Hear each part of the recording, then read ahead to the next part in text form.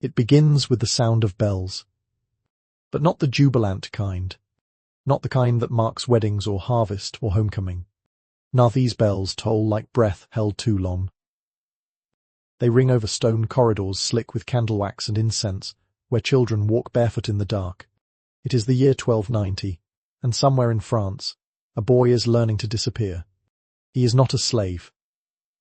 Not exactly. He is not a monk. Not yet. He is a boy of 8 winters, sent to the Abbey of St. Martin des Vines, where his voice clear and bright and thin as glass will be trained to sing the Mass. His name was Tyon. You won't find him in records, but you might find echoes of his voice in a crumbling psalter or the faint memory of a chapel's acoustic floor. They called them pure oblate-offered boys, children given to the church, not always willingly, to serve in perpetual silence, unless told to sing.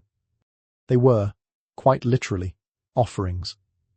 Not in sacrifice, but in surrender.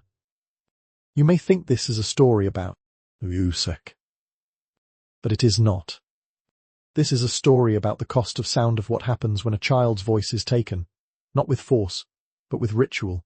It is a story of obedience weaponized through harmony, of violence disguised as virtue, of Troyers that sang the Lord's praises while never saying their own names aloud.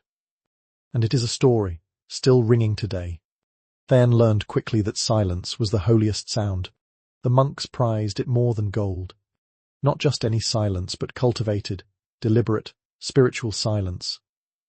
A silence that could watch you from the corner of a chapel, a silence that knew whether your thoughts wandered while kneeling, a silence enforced not by lash, but by praise. Good boy, they said when he didn't speak. They smiled when he lowered his eyes. They called his voice a gift, God's instrument, and he began to wonder what part of him was left when he was not singing. His lessons were in Latin, a language no one taught him to understand. They didn't need him to understand, just to replicate. To hold a note so still it sounded like eternity had exhaled. To fill the abbey with a sound so pure it made grown men weep. And then to vanish. The monks wrote of divine music, but none wrote what the boys endured to produce it. In winter, Tyon's fingers bled during illumination practice. He was required to copy sacred texts by candlelight after long rehearsals. His hands were too small to steady the quill, but too obedient to complain. In spring, he scrubbed the latrines. In summer, he sang until his lungs throbbed. In autumn, he was punished for humming outside of sanctioned hours. The punishment was not brutal. It was worse. It was coldness. 3 days without being acknowledged. No eye contact. No speech. An erasure that made him question if he had ever existed. By 12, Tyon could sing a motet of 5 parts flawlessly. But he had not spoken in months. To the outside world, the Puri Oblati were angels in human form. Visitors wept when they heard them chant. Pilgrims came for relics, but they stayed for the music. No one asked why the boys never smiled. No one asked why the youngest ones flinched when touched. And no one noticed when one of them vanished. He was not buried. He was replaced. There is a letter buried in the Vatican archives written in the year 1324 by a monk named Brother Alanus. It is a rare admission. He writes, "I do not know if the boy was taken by fever or by something darker. He cried in his sleep. He bled when he urinated. And then one day he was not there. We do not speak of it. We sing. Silence was not merely expected. It was enforced through theology. The rule of Saint Benedict praised discretion in words, humility in posture, and chastity in thought. And within these walls, chastity did not always mean protection. It is impossible to know how many boys were abused. But it is possible to know this: they had no mothers present. No fathers watching. No law that would listen. Their pain was sung into the walls. Their cries dissolved into chant. Tyon survived until adolescence. That, in itself, is miraculous. Most did. Many lost their voices from overuse, and once their pitch dropped, they were dismissed from the choir, often sent to other monasteries for manual labor. Their status dropped with their vocal range. Tyon, by some accident of grace, retained his voice longer than most. but he paid for it with silence. He had not been called by his name in 4 years. He was known only as Vox Tertiae's third voice. One night, after a particularly grueling vespers, Tyan was found curled beside the font, humming a tune no one recognized. A monk slapped him. Not for disobedience, but for inventing. Original melodies were discouraged. Innovation was considered pride. Pride was the root of Lucifer's fall. In silence, you were safe. In silence, you were invisible. But in silence, the soul curdled.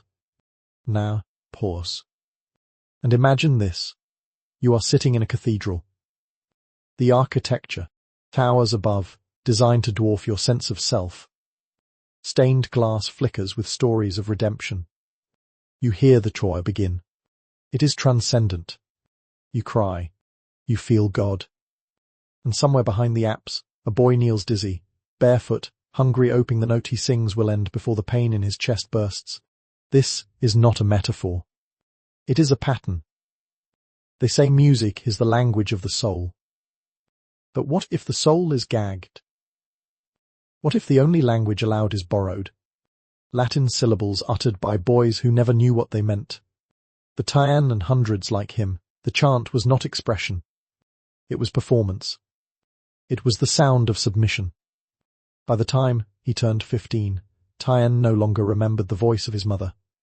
He dreamed of Herries, but she always had no face. In dreams, she turned toward him just as he woke. In dreams, she whispered something he couldn't hear. Silence followed him even into sleep.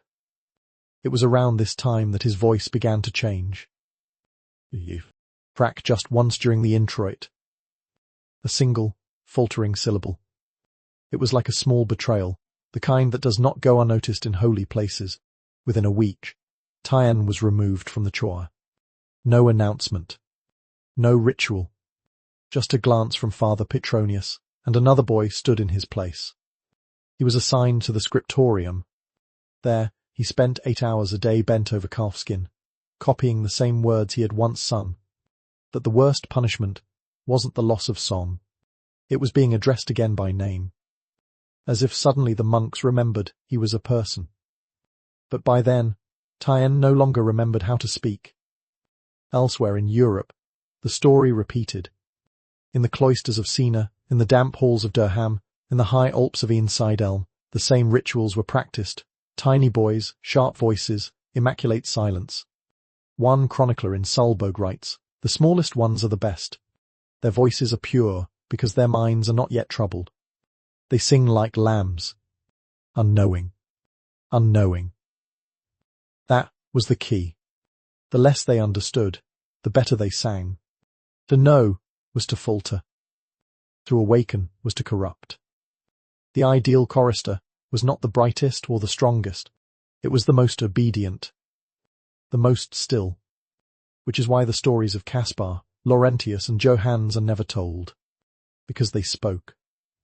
Caspar was 10 when he whispered to a fellow oblate, "I miss my sister." He was sent to spend a week in solitary prayer, without food. He was told the hunger would teach him detachment.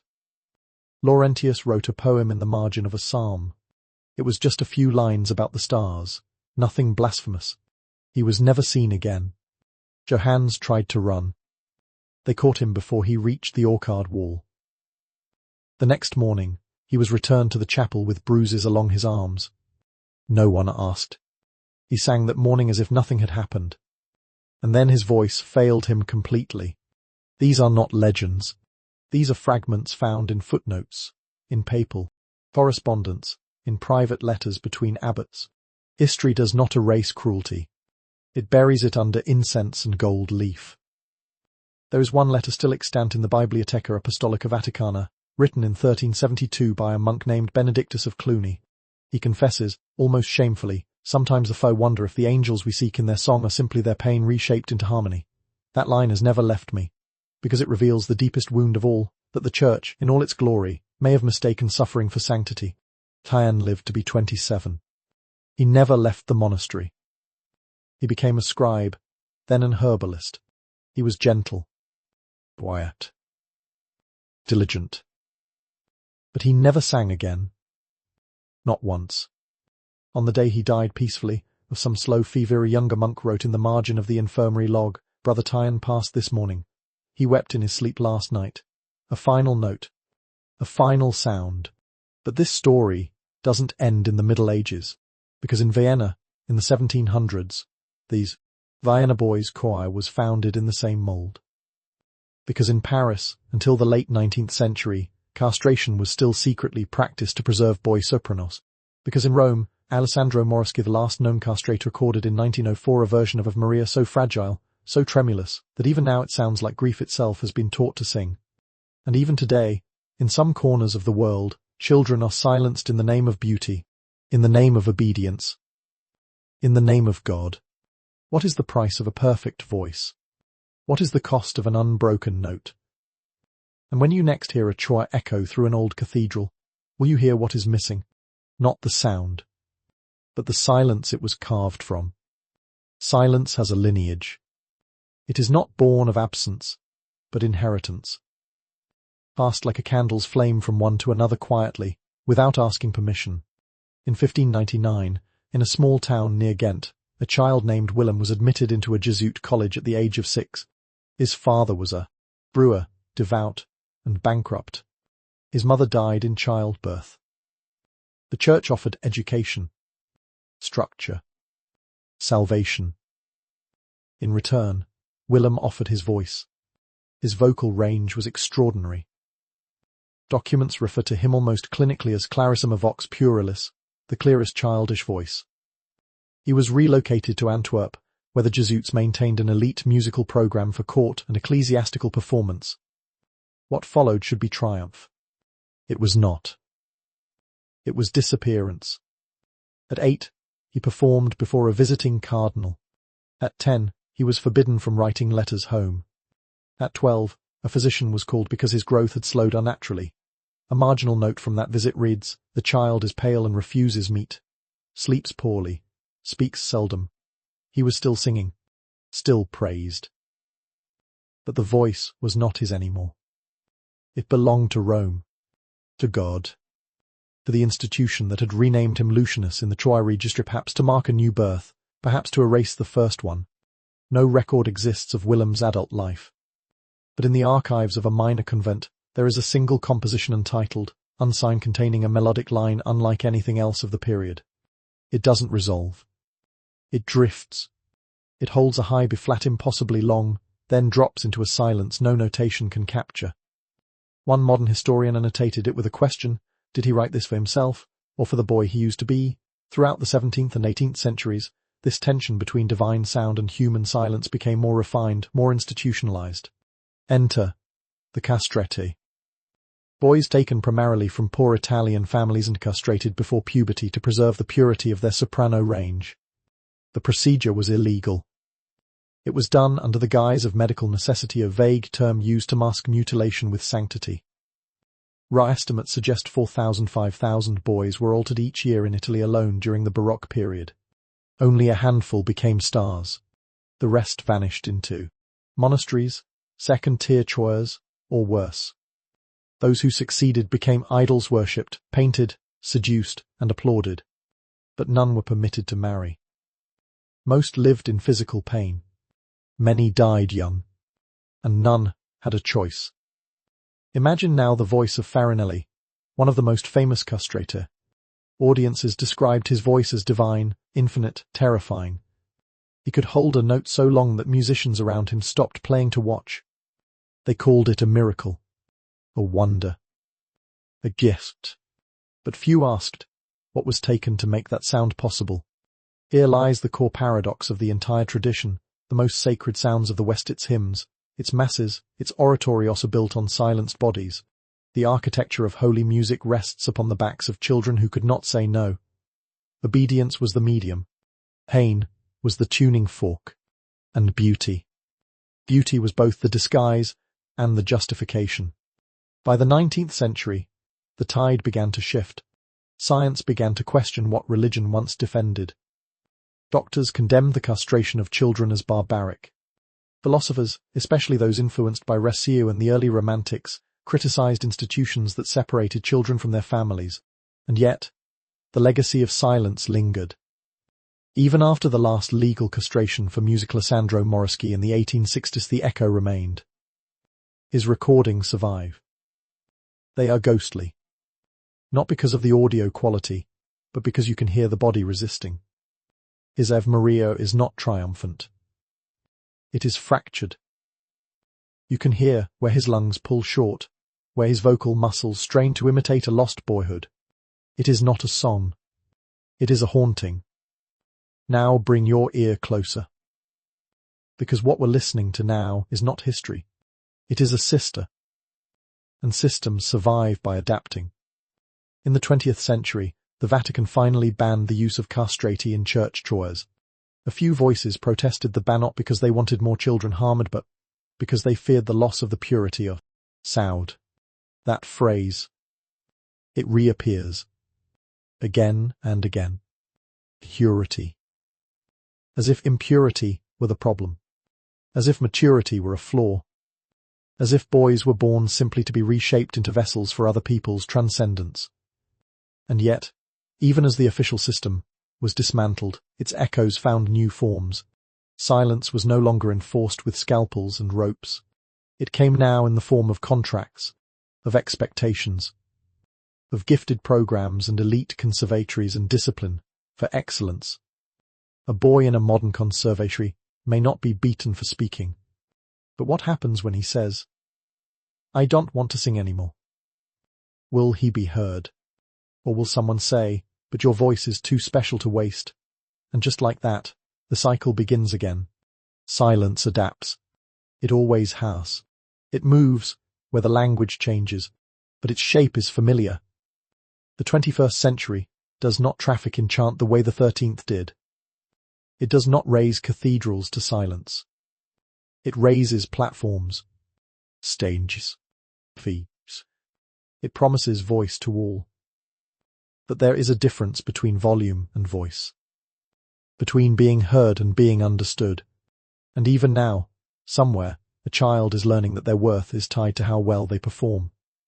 That love is a reward for obedience. That silence is the price of remaining special. Not in monasteries, in ballet academies, in choirs, in sports schools, in living rooms. Silence is not a medieval artifact. It is a curriculum. In 2010, an archival researcher at a monastic site in eastern France found a bundle of forgotten papers. Buried beneath psalm translations and parchment contracts was a page, unsigned, undated, likely late 14th century. The Latin was poor, scrawled as if by someone just learning. It read, "Domin, si me audis, dic nomen meum. Lord, if you hear me, say my name." There are no responses written. No marginalia. No record of who the boy was. But he was there. He lived. He asked. And no one answered. What then do we do with this inheritance? How do we carry music made from wounds? We cannot unsing the notes. We cannot rewrite history. But we can remember. We can listen beneath the melody not just to what is sung, but to what was once forbidden. The great theologian Simon Weil once wrote, "Attention is the rarest and purest form of generosity." Perhaps that is all that remains for us, to pay attention. To the child behind the music. To the silence inside the sound. To the harm that wears a halo. In London, the Bethlehem Museum of the Mind exhibits artwork created by patients once silenced in asylums. Among the paintings is one, entitled, "Of a Small Cloister Bathed in Blue Shadow." In the corner, almost invisible, is a figure of a boy facing the wall. When asked what the painting meant, the surviving artist and a boy in a Catholic orphanage said this: "It's a picture of when I realized God had my voice, but not my name." And that's where it ends, or rather where it begins again. In each note we sing, in each boy asked to sacrifice voice for praise, in each system that confuses perfection with control, and silence with virtue, let us ring no more bells over silence. Let us ask instead, what would those boys have said if they had ever been allowed to speak?